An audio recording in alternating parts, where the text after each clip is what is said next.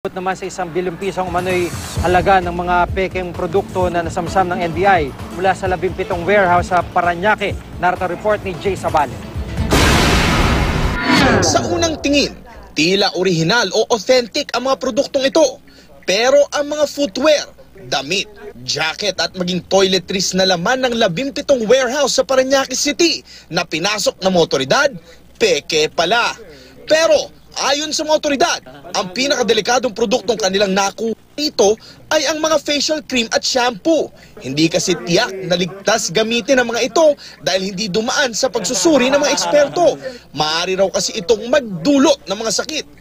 Maging ang mga peking damit at sapatos, wala ring garantiya na walang banta sa kalusugan ng tao.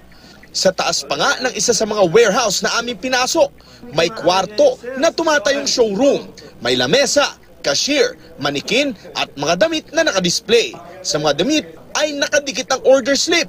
Ang ilan for delivery sa mga sikat na mall sa bansa. Ang iba nakalagay open for relabeling. Kita naman sa mga nakaimbak na resibo ng mga nakaraang taon na may mga pinaghatiran sila na malalaking mall. Maging ang mga sako sa isang warehouse ng mga apparel at footwear, nakalabel ito kung saang mall at saang lugar dadalhin, tulad ng Cebu at Cagayan de Oro. Sa isa pang warehouse, nakita ang mga damit, pero bukod dyan, may nakita ring candy, juice, noodles, betchin, maging bearing ng kotse at tinatayang 3 milyong pisong halaga ng sako-sakong bigas. Kaya naman, maging ang FDA ay hihingan na rin nila ng tulong sa pagsusuri. Hindi ko natin alam kung etong mga produktong ito ay kung ano yung ingredients na pwedeng makasira sa ating kalusugan. Kaya ating binabalaan yung ating mga kababayan na huwag tangkilikin itong mga peking produkto. Lumalabas nga na ang operation nito or distribution is nationwide. Ito na yung pinakamalaki sa series of operation conducted by IPO, Bureau of Customs at NBI.